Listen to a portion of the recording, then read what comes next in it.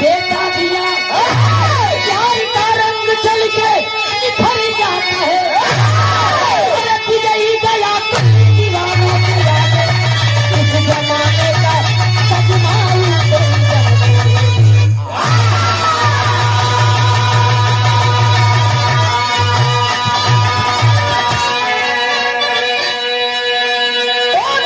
गया कभी दीवानों के आगे दीवानों का तगमा उधर जाता है।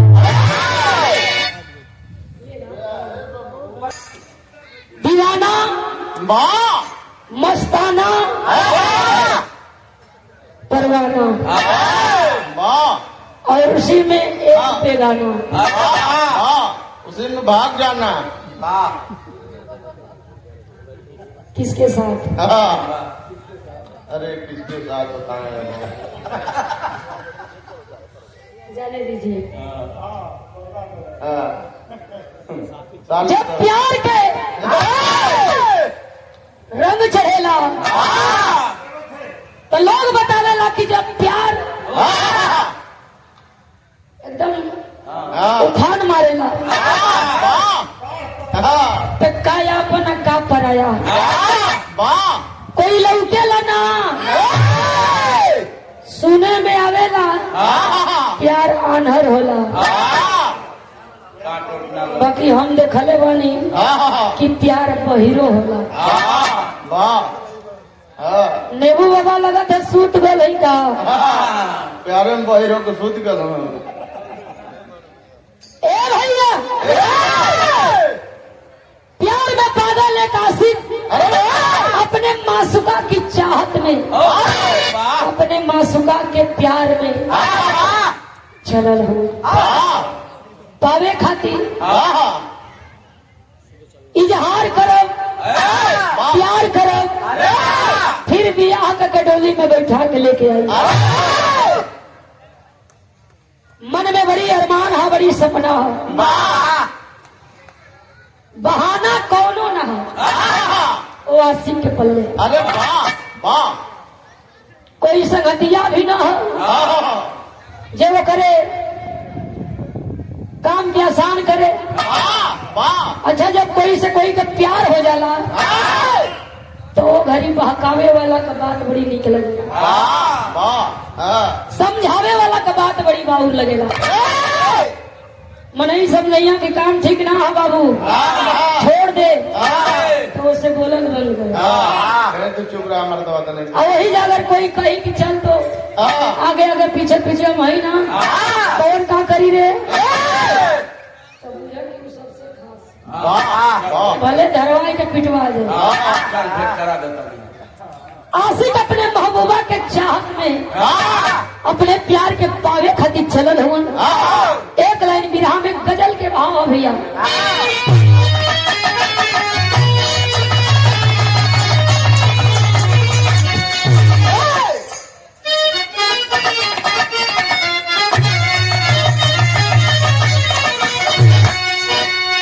इहो कोनो आशिक हो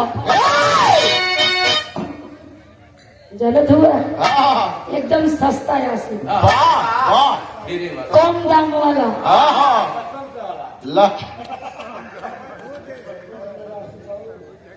ऐसा आशिक हम का अरे वही आशिक कहले रहल कैसे अरे आशिक पीले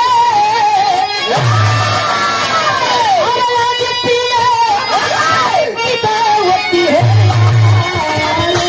शादी करी कैसी करी है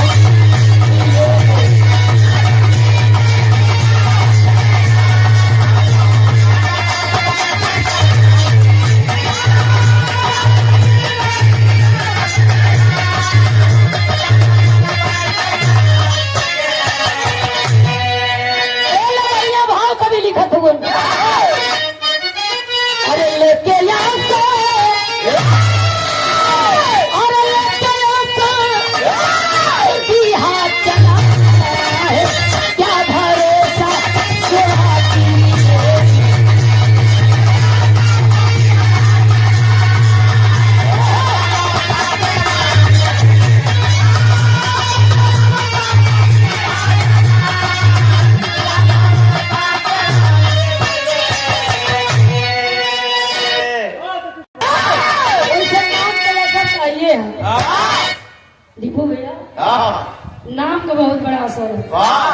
अजय तोरे नाम का ना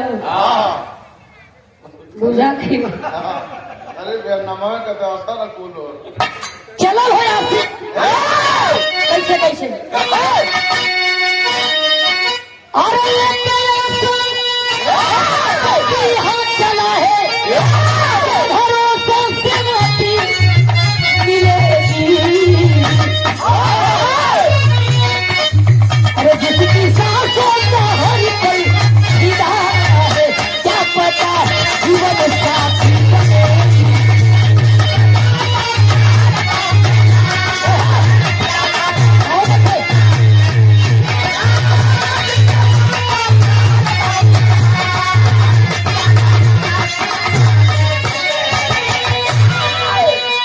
जिसकी सांसों का हर पल फिदा है क्या पता जीवन साथी बनेगी प्यार हुए हजौना में बेचैनी होके प्यार हुए हजौना में इंतजार होके प्यार हुए हो जौना में तकरार होके मार न होके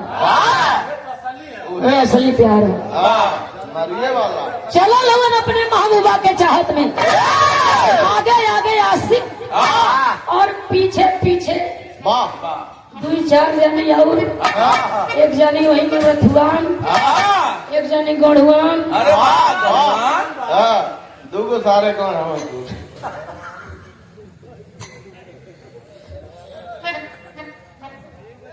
जरा नजर कहीं ए भैया वासिक चलल आगे आगे पीछे पीछे और लोग भी होंगे उम्मा जे मेन हेड मालिक जेकर नाम बतावल गई देभा अरे वाह सारा देख रेख कमी बेसी नुकसान फायदा उहे देभा के जिम्मे रहे चलत चलत गईलन जाई के अपने घोड़ा का एक व्यापार जस बहाना बना के मालिन की घरे डेरा डलवा और मालिन के घरे डेरा डाल के दिन बितावत हुआ शाम का बेरा घरवा में बैठ के मालिन अपन काम करत थी लेके हाथ में सुई डोरा अरे वाह फूल का डलिया एक एक फूल निकाले सुई में पिरो करके धागा में खींचे फूल का बाला झाला बना करके वो मालिन मोरंगर का रहे वाली फूलवा फूल से सुंदर फूल से कोमल वही फूलवा रानी के दरबार में पहुंचावे शाम का बेरा 12 बजल ओंघाई न लगा था बेचैन हम बड़ी बेचैनी भी होले प्यार में सांस भी फूलेला बड़ी पसीना भी होला अरे जल दो चार मुसर मारा मर जाए लो ए भैया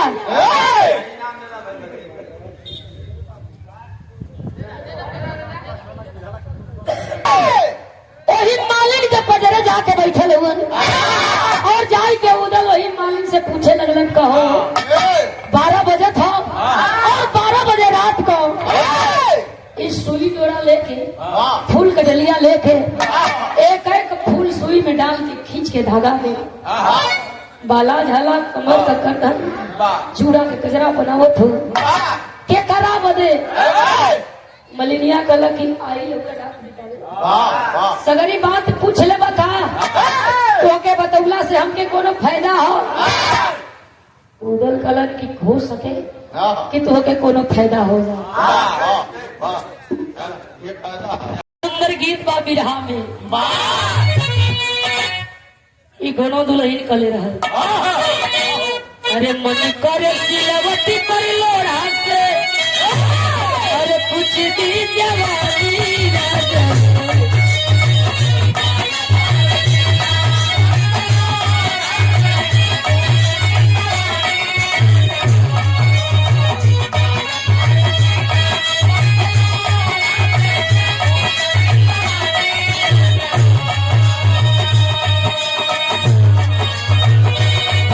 सिलवटी पर लोढ़ा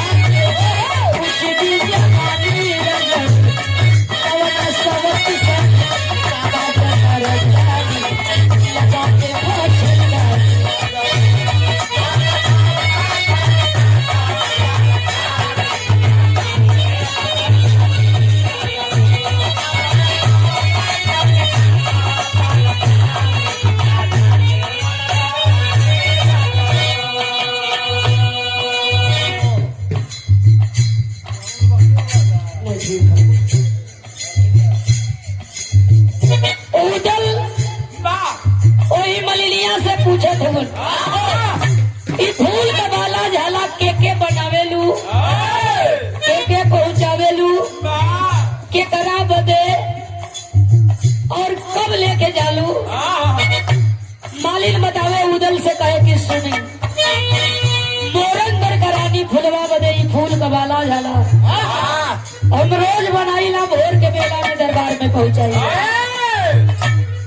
जब ओकर चर्चा होखे लगेला जे करे खाती आदमी बेचैन होला, परेशान होला, तब बड़ा आनंद आवेला। तनी और बतियावे, तनी और कुछ कहे।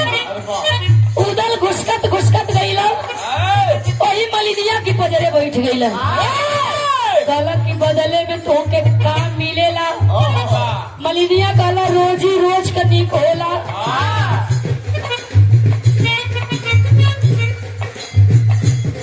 रोजी रोज के नीक होला, जवन मिलेला उमर हमर गुजर बसर हो जाला। उदल बैठल हुन, मलिनिया से और उदल का बात होत बा। कैसे?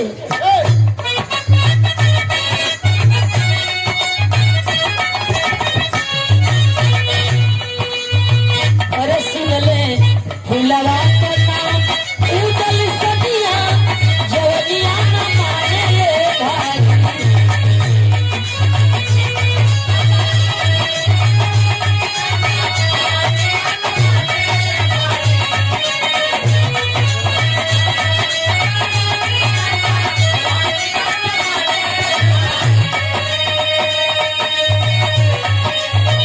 अरे देखा मोरंगर का कंसन,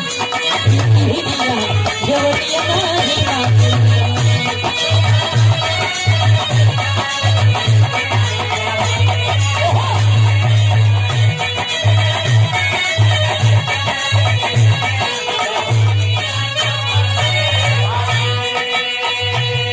हम देखल चाहत बानी मोरंगर करानी फुलवा का साचो में फूल से सुंदर, फूल से कोमल। यहाँ मलिनिया कहला कि मत्ते पूछा, इतना न सुंदर भगवान के बनौले हुआ, दर्शन पावे बदे मनई तरस जाला।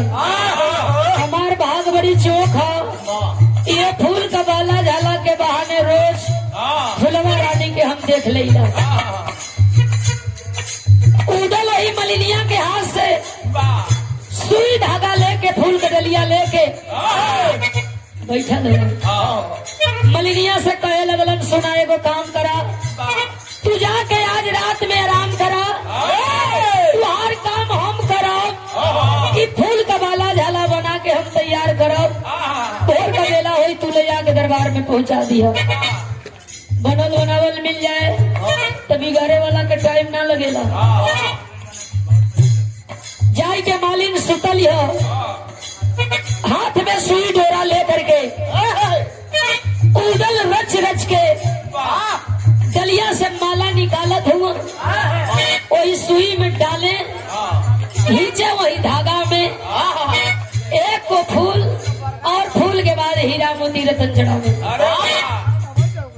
सुंदर फूल का बाला झाला, जूड़ा का गजरा, कमर का करधम, पांव का पायल बना करके फूल का डलिया में रखलम। भोर का बेला जाए के उदल मलिनिया के जगावत हो। उठल मालिन जाए के लपक के फूल का डलिया उठावत बा। भोर का बेला 4 बजे था, गुस्सा में लाल हो गई मालिन, झनक के डलिया फेंक दिया। अलग का हो, ईटा पत्थर हो, फूल का बाला झाला हम बनाईला, दरबार में पहुंचाईला, हमार बात ना मान करके काम बिगाड़ दिया। ई फूल का बाला झाला दरबार में पहुंचावे जोग ना हो। उदल पूछे लगला काहे, कमी का हो तो से कोनो बाउर बनौले ही का। कल हीरा मोती रतन आज ले आंख ना देखली। एक फूल के नीचे हीरा मोती रतन जड़ौले हुआ। फुलवा रानी सवाल करी, हम का बताई, गर्दन कट जाई दरबार में साहब, हमें माफ करा। ये फूल का डलिया दरबार में हम लेके ना जाई। उदल कलर है भौजी, का हमारी वजह तू ये तनी ना कर सकत है। फुलवा रानी जब तो से पूछी तो बिना घबराए बिना परेशान होए वो करी सवाल का सारा उत्तर दे दी है। तो के हम कुछ ऐसा बात बता देते जीवन फुलवा रानी के बता दी है तोर जान बच जाई तो के बढ़िया चिन्हा भी मिल जाई। ओने से मिले चाहे ना मिले लेकिन इन्हें से पूछ ले कि सोने का गुल्ली जरूर मिले। बात के मान गई मलिनिया। उहे भोर के वेला में फूल का डाली उठौ लगी के भाव बदल गई।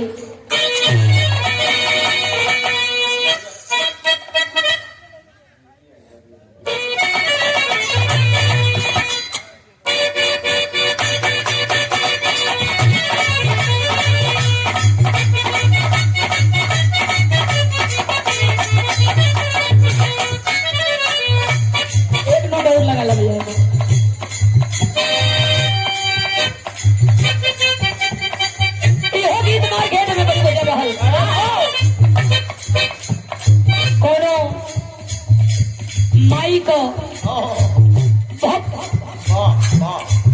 माई के भाव में गौले रहल का कहले रहल।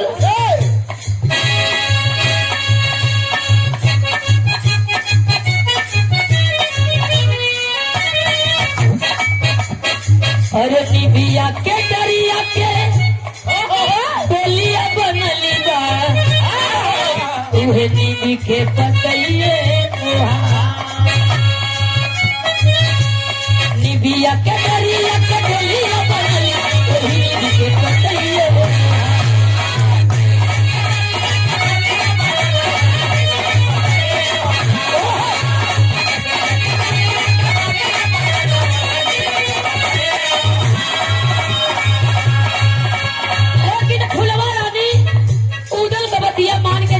फूल के डलिया लेके कैसे रची रची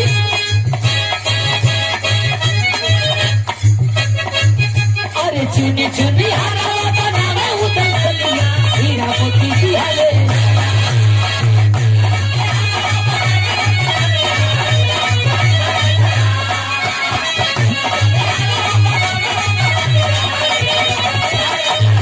चुनी चुनी हरा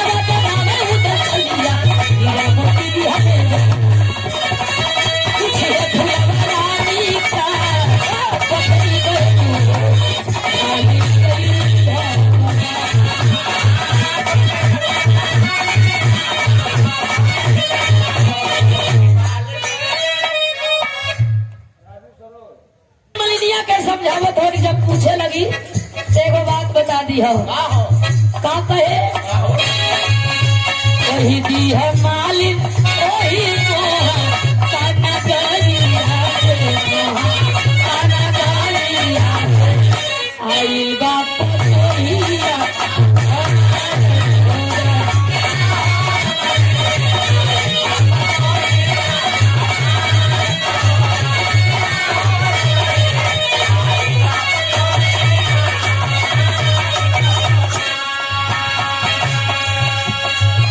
चर्चा तुम्हारी अपने भैया मैं सुना अरे भैया मैं सुना गोठी अपने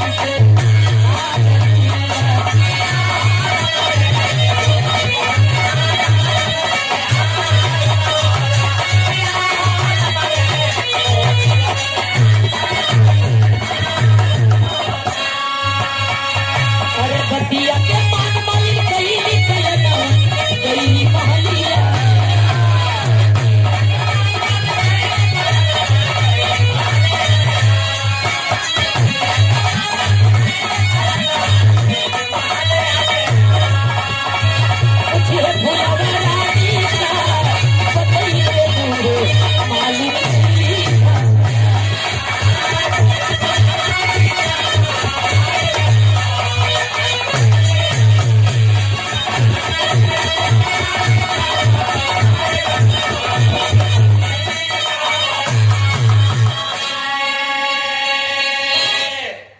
समझावत हुआ लेके चल जा दरबार में जब जइहा फुलवा रानी के द्वारा तुमसे सवाल हुई, बाला झाला के बनावल। तू बिना डराए बिना संकोचे कोई दिया कि काले का हमार पतो गौना करा के औहे अपने हाथे ही फूल का बाला झाला बनौले है।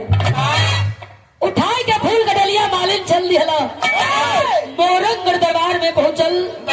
रानी का आदेश भइल, गई नहीं लौड़ी दौड़ल, जाई के पकड़ के फूल का डलिया लेके, जब फूल का डलिया लेके आई लही, बैठल ये फुलवा रानी रच रच श्रृंगार करत है। बाल में जूड़ा फूल का लगावत है, जोन जहाँ का सिस्टम तहाँ फिट बैठावत है। वो फूल का सुंदर कमर का करधन, गले का माला, कान का बाला जगह जगह लटकावत है। फुलवा रानी पकड़ के गले का माला निहारे लगा। फूल हुए, मालिन हुए, डलिया हुए, लेकिन वजन कैसा लगत है। आज फुलवा रानी फूल का माला पकड़ के देखा थियो, फूल के एक एक नीचे हीरा मोती जड़ावल। फुलवा रानी बुलवावत पे मालिन के दरबार में थोड़ा मालिन के बुलावल जाए, कहीं मालिन का दिमाग खराब तना न हो गई, कोई के घरे चोरी तना न कैला, कोई के घरे डाका तना न डाले गई। हीरा मोती आखिर मिलन तो कैसे जाई के हुए लोड़ी पकड़ के घिसरावत ले जाते। चल रानी बोलौली है, चल रानी बोलौली है। जाई के मालिन खड़ा भइल, डर तो मन में है ये है। देखा चोरी के समय आदमी कितनो अपने के मजबूत करे, लेकिन चिन्हा जाला। जाई के तो खुदे घरी बढ़िया ना हो तो का बढ़िया बुझाई। जाई के वही दरबार में रानी के सामने मालिन खड़ा भइली। जब मालिन खड़ा भइली है, पूछे लगल फुलवा रानी, हीरा मोती मिलल कहाँ से, कैसे पौलू, कहाँ से लियलू, के दिहल। वही उदल का बात याद रहल मलिनिया के। मलिनिया कहे लगल, नाही रानी, न कोई के घरे डाका डलनी न चोरी कैली। हीरा मोती हमार कल का पतो आइल बिया बड़की, अपने नैहर से लेके आइल, और ये फूल का बाला झला अपने हाथे बना करके वही हीरा मोती जड़ौले बा। आज जवन फूल का बाला झला आके पहिरावल गई, उ न हम बनौले ही न हमार बनावल हो, हमरे बड़की पतो कोई बनावल फूल का बाला झला। फुलवा रानी जब सुनला बड़ी खुश हो गई, मलिनिया से कहे लगल, रे मालिन, आज ले तू दरबार में फूल का बाला झाला लेके अली, लेकिन हमके हमार दिल ना जीत पौली। तोर पतो ही बड़ी चालाक समझदार लगत हियो, का एक दिन में हमार दिल जीत लेलस। ओके हम देखल चाहत हई, कुछ अपने हाथे दाम दक्षिणा दिहल चाहत हई, कुछ तोहफा दिहल चाहत हई। रे मालिन, जल्दी जाके अपने पतो है के तैयार कर, 4 कहार हमार डोला लेके जइहा, तोरी पतो है के लेके मोरंगगढ़ दरबार में यहाँ, और ओकर हम सम्मान करब, अपने हाथे ओके चिन्हा दे। मलिनिया थर थर कांपत हियो, परल जीव गारे में पागल घरे गईल। जाई के उदल की सामने खड़ी भइल, उदल मार खुशी में हूँ, उछाव में हूँ। पूछे लगला कि देखलू हो, ठीक ठाक हो, बढ़िया से हो, तबीयत ना खराब हो। गुस्सा में लाल एक डाली चला के मारिए करे, मुँह करे कर प्यार का भूत उतर जा। कहला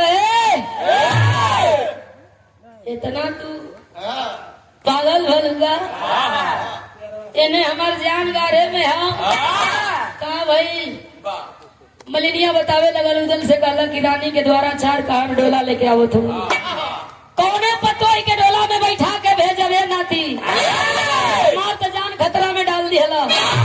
उदल हंसला ठठाई के कहला, रे भौजी तू काम आसान कर देले है, चिंता मत कर, अब तोर जरूरत हमके ना है, जो जाके तू फूल का बाला झाला बनाओ, लेकिन ओके पहिरी के डोला आवत है। कहला हाँ, कल की चिंता मत कर। उदल वही देवा के बोलौला और बरियाई बरियाई समझौला झोला एगो लिहल जाई के अपन मार्केट में घूम घूम के खरीदारी करत हुए। एक घड़ी तमाम कंपनी का लिपस्टिक आ गई, लेकिन एक समय रहा, जमाना रहा जब केवल मिशिंग लगावल जाए। लोग बतावेला 2 दिन 4 दिन ओट से छूटे ना। आपो लाई लगा के रावण बना। ए बाबू सारा सामान कीन के देवा बाजार से लेके अइलन। लहंगा चोली, चूड़ी कंगना, कान का बाली, होंठ का लाली, मरकावा काजल, चवन्नी भर का टिकुली, गरी बाल कौआ गजरा, है आधा आधा किलो का छागल, कमर का करधन, रच रच के उदल सिंगार कैलन। बैठल वही घर में मलिनिया ताकत बा। ई कैसन कला की तू मत पूछ, ई तोरी खाती ना हो। 4 कहार डोला लेके पहुंचल हो ना देश के ना मालिन के। अपने पतोही के बोल ले मालिन आके डोला में बैठ जाए।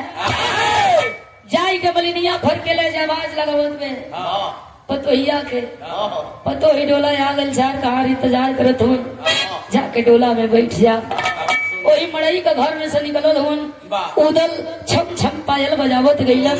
जाई के वही डोला में बैठल। जब डोला में बैठल हुआ, 4 कहार पकड़ के डोला का मुंगरा उमच के उठावत हुआ। दुल्हन एकदम तोरे खाने अरे वाह, गड्ढा पीस के पिए ले गए। 95 नहीं पूरा हो गया। 100 1 कुंटल। अब दाम लग गया। अरे अब दाम लगे वाला। कांटा सोरी बोल दे। दुल्हन डोला में जब बैठल हो, 4 कहार पकड़ के मुंगरा उठौना, चरचर मुंगरा करत हो। ये 4 कहार आपस में फुसुर फुसुर करत हुआ रे। बड़ा डोला ढोवल गई, बड़ी दुल्हन पहुंचावल गई।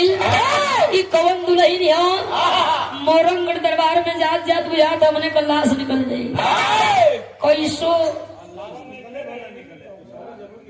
कैसो 4 कहार डोला के मोरंगढ़ दरबार में पहुंचा दिया। डोला उतर गई, फुलवा रानी का आदेश भइल। वो फिर छमिया चलल है, दुल्हन उतारे। और जब ये दुल्हन उतारे चलल है, उधर मनवे सोचत हुआ, हंसी मजाक में जो एहर ओहर कैली तो हमार भेद खुल जाई। यही डोला में रह जाए, जीवन करे अली ना कपाई। तेरी के भाव हो।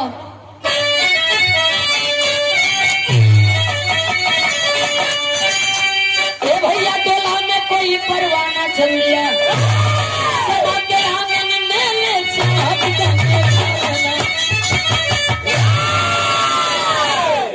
मन बेचैन हो। कब कैसे जाके एक नजर फुलवा के देख ले। फुलवा हा कैसा खाली चर्चा सुन ले रहे, नाम सुन ले रहे, देखले कबो को रहबा ना कहिया। डोला में सौदरी के उदल अपने मनने जात हूँ और जा करके खड़ा भइला फुलवा रानी के आगे हाथ जोड़लन। रानी मालिन का प्राण स्वीकार हो।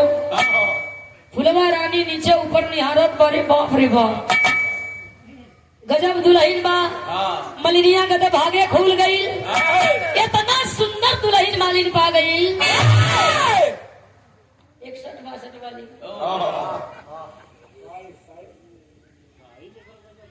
सारा बात पूछे लगे। मलिनिया एक बात पूछे, फूल का बाल आज हाला बनौलू, तोरे दिमाग में ये बात कैसे आई कि हीरा मोती हमें बहुत प्रिय हो। उदल वही घूंघट में से बोलत हूँ, रानी हमार बाबूजी तोहार खिस्सा कहानी बहुत कहेलन।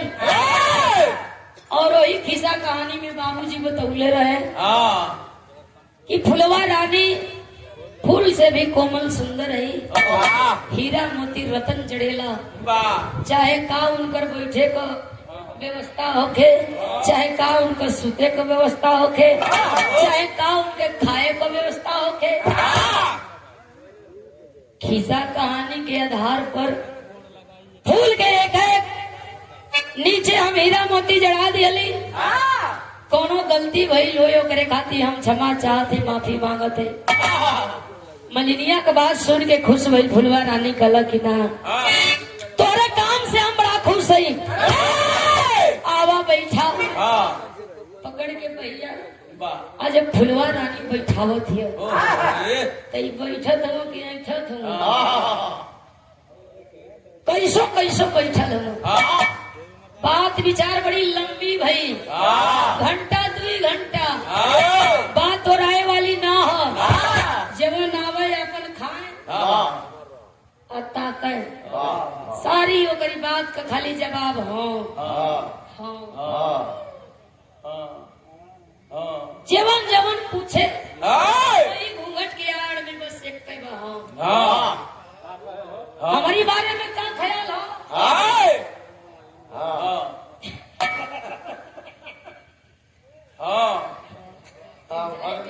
बारे फुलवा रानी ले अरे डोला ए भैया शाम का बेला नाश्ता पानी दोनों जानी अपन उठावत। कोई फुलवा रानी को सेज पर जाके उधर बैठल, कटोरा में तेल गरम कैलन, लेके गईला, लगाई के वही फुलवा रानी का पैर का मालिश करत। लेकिन भुला के प्याज डाल दिया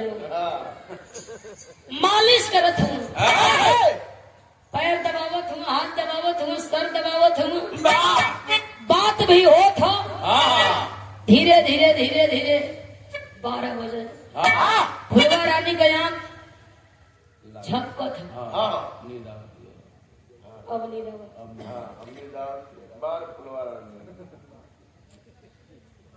आँख झपकत है, फुलवा रानी भेली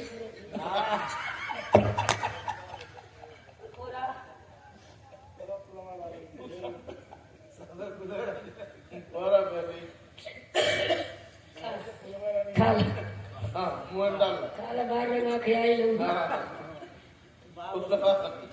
मुंह में भेली डाला आँख झपका था। फुलवा रानी उठन गई और जब फुलवा रानी उठन गई तो इहो सुतल चाहत हूँ, इहो पवन जागे वाला हूँ, इन्हों का आँख झपकिया थी। लेकिन दावत हो कबो कबो कड़रा हो जाते। फुलवा रानी सोता लेकिन जाग जाई का गलती हो गल कबो कहा आराम से दाबो, फिर धीरे धीरे दावत दावत से आँख झपका फिर कड़रा हो जाए। फुलवा रानी कल आंखों सुतला, बगलिए में वो सुतल हो। एक तरफ फुलवा रानी और फुलवा रानी के बगल में उदल सुतल हो गीत लगलिए।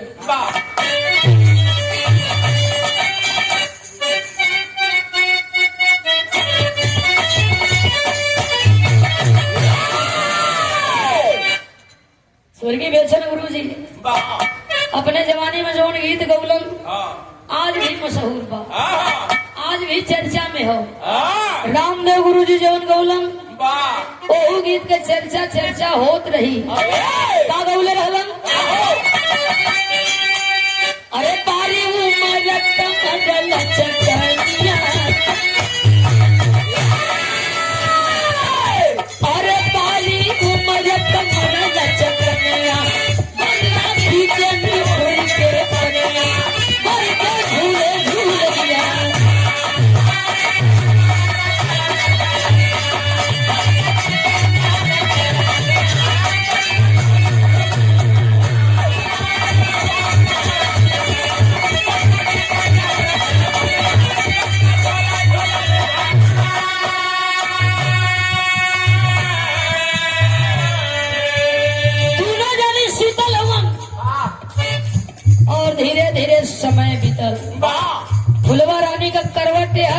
करवट लिहला हर आज जब करवट लिहला हर तब भइल हका अंग अंग खिले फूल जैसा फुलवा अंग अंग खिले फूल जैसा फुलवा एक हारा हो भगवा उगल सोहे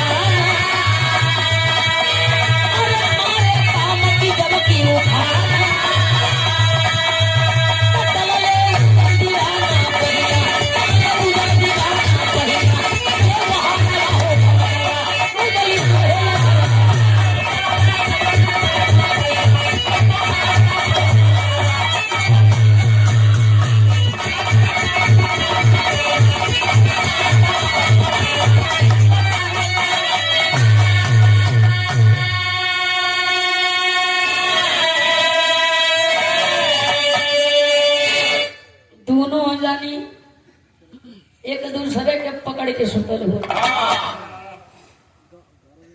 धीरे धीरे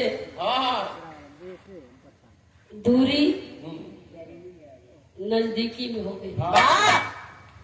भोर का बेला जब नींद खुलल है फुलवा रानी का जब आँख खुलल है तो सोचत बा कि आखिर ऐसा कैसे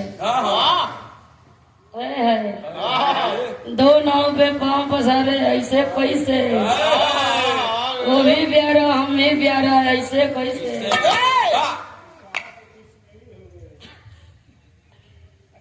सवेर का बेला उठ के आंख मलाए अब ताकत है मेरा रू हो अब मेरा राह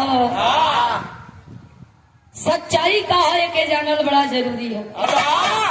दौड़ करके फुलवा रानी गई म्यान से तलवार खींच करके लगौला वही गर्दन पर और गर्दन पर तलवार लगा करके सवाल करे पूछे के सही बता दा जान बच जाई और नहीं धड़ और सर अलग हो जाई। पकड़ के भागो भैया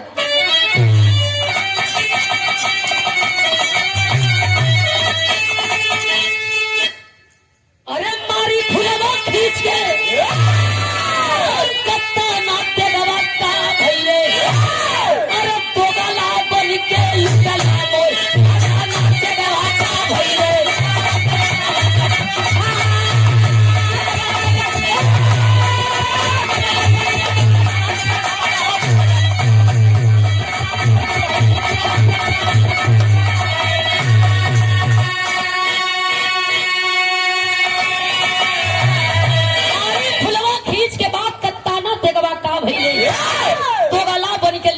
मोर खजाना तेगवा का भी लगा करके गर्दन पर तलवार सवाल कैलन के हवा सामने हवा खोल लेला साड़ी साया फेंक देला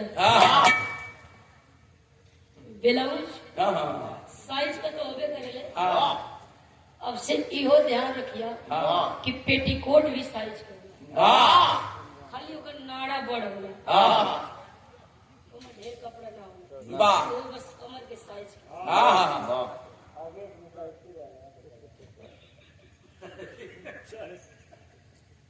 क्या हुआ खोल कर सगरी फेंक दिया खड़ा हो गया बियर पर आ गई खड़ा हुआ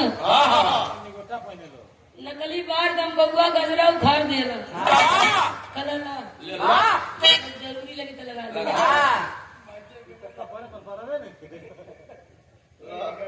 जवन पाउडर क्रीम सब पहुंच देला चवन्नी भर कर टिकुली उतार देला मरकावा काजर पोछ देला होठ का लाली हटा देला खड़ा हुआ कला के मोहब्बा कबीर है हमारे नाम उदल है। हाँ डांट करके फुलवा रानी धिक्कारत बा धिक्कार है तेरी वीरताई को। और आज कौन कहता है कि तू वीर है? वीर होगा साड़ी में मर्दे से मऊ हो गईला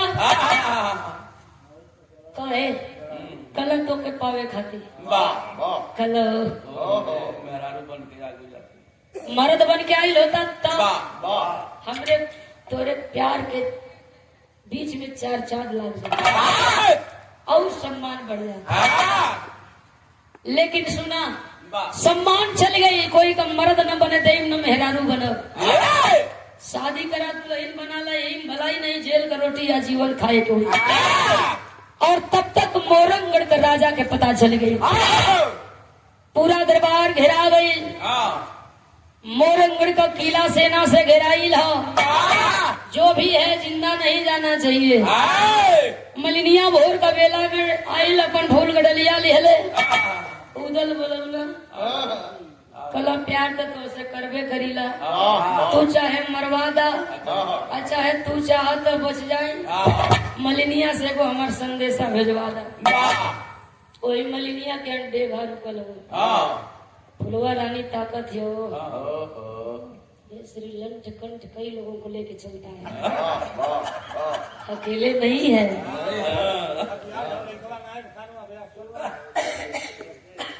ये अकेले नहीं है, बदमाश कलक ही अच्छा बोलौला कलक है।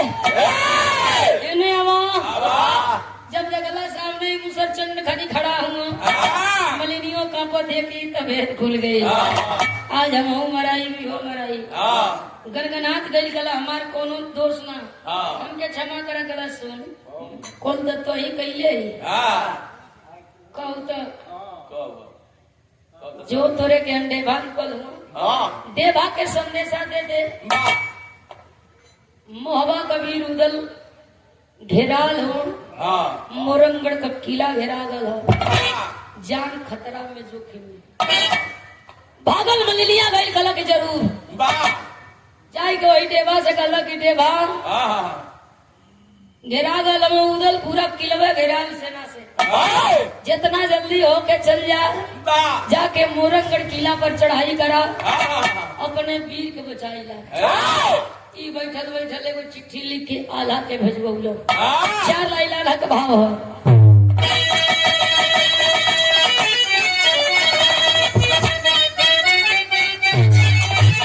अरे फुलवा के बाती साले उदल के करे जवाल बागा।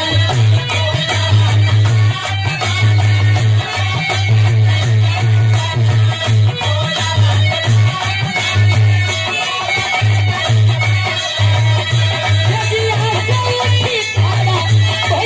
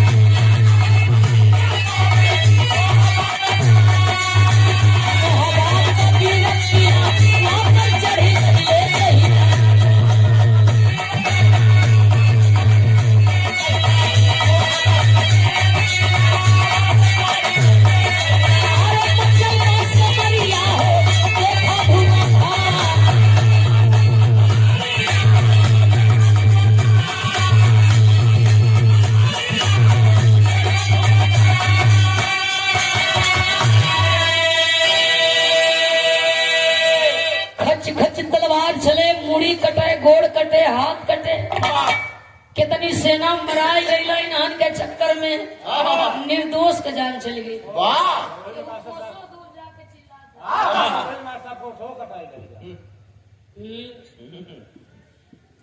ए बाबू कई दिन तक लड़ाई चली। लड़ते लड़ते मोरंगढ़ किला पर फतह हासिल किए वह मोहबा का दोनों वीर आला उदल मोरंगढ़ की राजा के बंदी बना करके तलवार गर्दन पर लगा करके सवाल कैला दोनों भाई बिटिया देवा की गर्दन काट लिहल जा। सर झुका लिया मोरंगढ़ का राजा, कल की बिटिया ले जा। वीर बहादुर के न चाहतन लायक के न चाहेला, विद्वान धनवान बलवान के न भावेला। हम खुश बानी कि हमार बिटिया जहाँ जात है कौनो कायर ना वीर के साथे जात है। तकला उदल अलग अलग का तकले हुआ जा, यही के चक्कर में कहा से कहा आ गईला। साड़ी पहिरला, लुग्गा पहिरला। हाँ भैया का इशारा हो जाए के उदल फुलवा का कलाई पकड़ कलन का ख्याल है। फुलवा कला जवन अब कैला तेवन पहले कैले होता तो हमके शंका ना भल हो।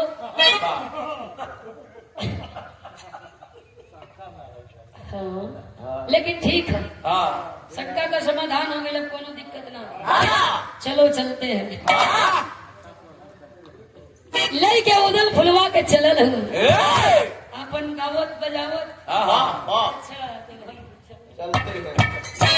दोनों आई हो वही मोहबा में। आज अब मोहबा में आई हो, खुशी का ठिकान नहीं खे। अपन पसंद के जब चीज मिल जाला बड़ा खुशी होता। कैसे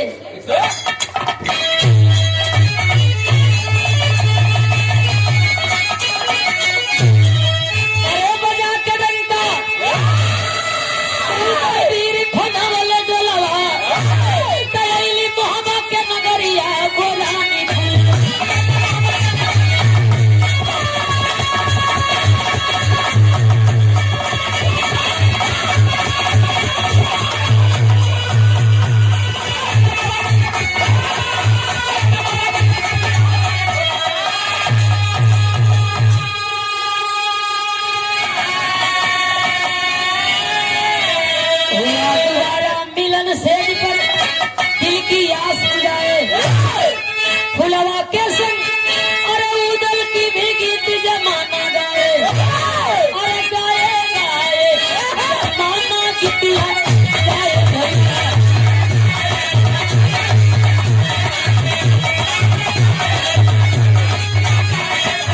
अरे हली लाखन में गुजरिया, हली लाखन में गुजरिया,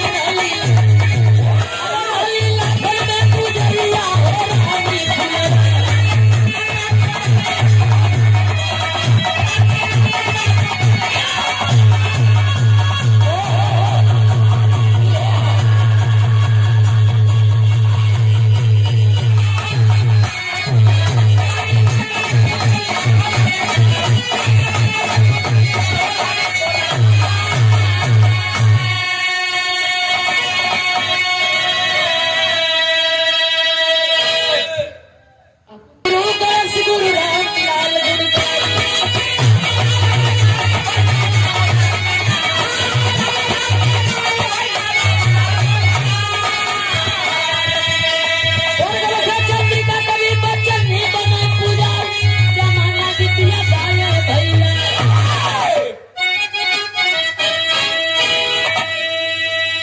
जमाना